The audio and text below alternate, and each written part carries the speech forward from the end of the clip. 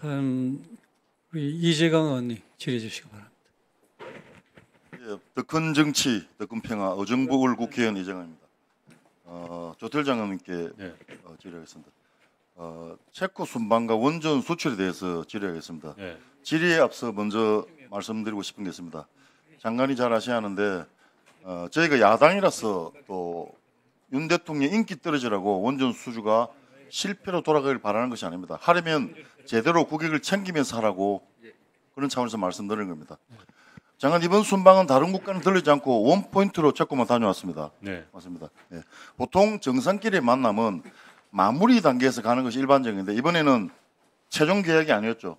네. 우선협상 네. 대상자. 다만 대통령이 스스로 대한민국 영업사원 1호라고 하니 원전 수주를 확실하게 하려고 그런 노력 일환으로 간 것으로 이해하면 되겠습니까? 그게 가장 우선적이고요. 그걸 계기로 한체코 관계를 전면적인 그런데 그렇다고 하기는 성과가 너무 참담합니다. 체코 원전 최종 계약에 대해서 입장 차이만 확인하고 왔습니다. PPT 한번 띄워주십시오. 아까 또 나왔던 건데 체코 파베르 대통령은 최종 계약서가 체결되기 전에는 확실한 것이 없다고 대통령 면전에 선을 그었습니다. 그리고 또 아리랑 TV 인터뷰 장면에서 체코 대통령 한수원과 웨스팅하우스와의 법정 분쟁을 여타 인터뷰에서 계속 언급을 합니다. 결국 웨스팅하우스와의 분쟁이 해소되지 않으면 체코와 원전 건설 최종 계약은 어려운 것 아닙니까? 그건 사실입니다. 그래서 이번 순방을 보면서 윤석열 대통령이 웨스팅하우스와의 분쟁에 대해서 잘 모르는 것은 아닌가, 또 체코 원전 진행 상황에 대해서 제대로 파악하고 있는 것인지 의문이 듭니다. 이건 외교부가 크게 잘못한 겁니다. 정부 내에서 누구보다도 잘 아십니다. 대통령께서. 내용에 대한 사전 조율도 없이 대통령을 카메라 앞에 서게 하면 어떻게 합니까? 이건 사고입니다. 그렇지 대통령이 국제적으로 망신을 당했습니다. 아까도 말씀드렸지만 그 밝혀지지 않은 뒷부분에 다른 언급이 있는데 그건 빼고서 말씀하셔서 그렇습니다. 계속 질문하겠습니다. 그리고 아시죠? 김건희 여사가 사기꾼이라는 표현까지 체코 언론에 보도됐습니다. 이게 뭡니까? 체코 순방의 성과는 결국은 대통령은 면박당하고 여사는 사기꾼으로 몰린 것 아닙니까? 그 순방 기간 정말 장관님, 외교부가 해야 할 일은 불필요한 순방으로 대통령 부부를 국제적 망신시키는 것이 아니고 대미 외교에 더 신경을 써서 웨스팅하우스와의 분쟁을 사전에 방지했어야 하는 것 아닙니까? 불필요한 정상회의라고 생각하지 않고요. 꼭 필요한 순방이었다고 저는 생각을 하고요. 잠시만요. 성과도 크다고 저는 성과가 없습니다. 체코 원전은 문재인 대통령 때부터 추진하던 사안입니다.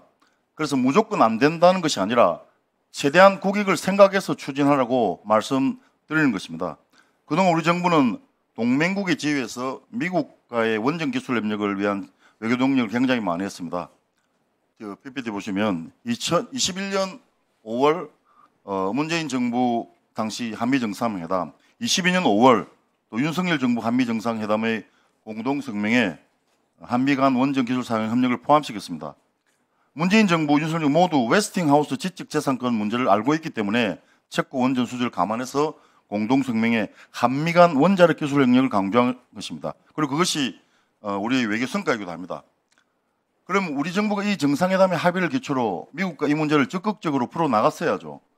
웨스팅하우스가 원천 기술에 대한 문제를 삼은 거 이번이 처음이 아니기 때문에 그걸 예상하고 공동 성명에 원자력 협력을 반영한 거잖아요. 그런데 웨스팅하우스의 포지션 과거와 전혀 달라지지 않았습니다. 여전히 몽유를 부리고 미국은 나 몰라라 하고 있습니다.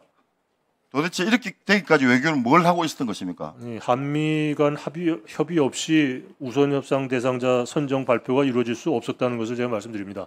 한미 간의 지재권 문제와 수출 통제 문제가 원활히 이루어졌기 때문에 합의가 이루어지고 협력이 진행됐기 때문에 체코 정부가 그에 대한 우려를 갖지 않고 한 거죠. 한미 간의 협의가 없었다는 말씀은 사실과 바라크 원전 때도 이 일을 되풀이하게 냅두면 어떻게 합니까? 게다가 지금 대선 상황과 맞물려서 트럼프 후보는 이미 원전 패권 장악을 시사하는 메시지를 내고 있습니다. 아마도 미국은 자국에 유리한 방향으로 해결하려 들 것입니다. 이제 웨스팅하우스가 어디까지 요구할지 알 수가 없습니다.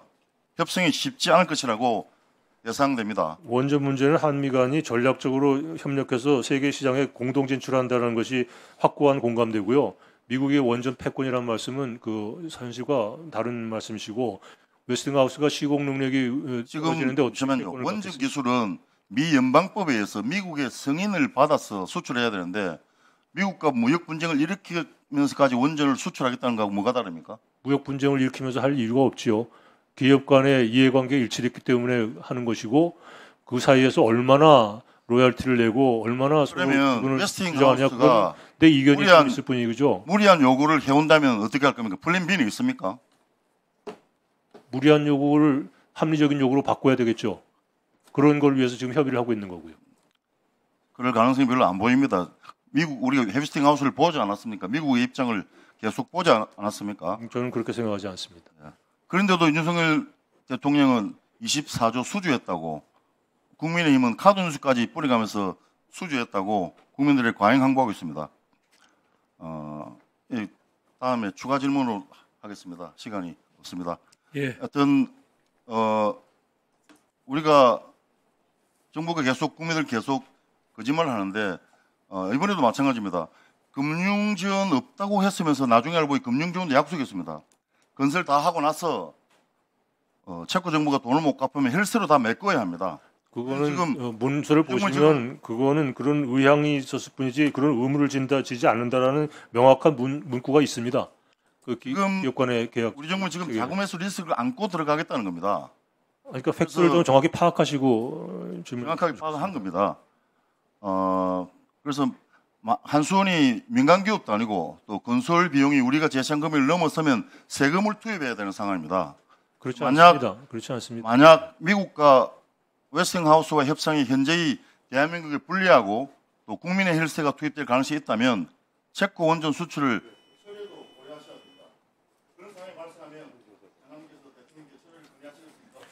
그런 상황이 발생할 이유가 없고요. 기업이 밑지는 장사를 왜 하겠습니까? 예, 수고하셨습니다.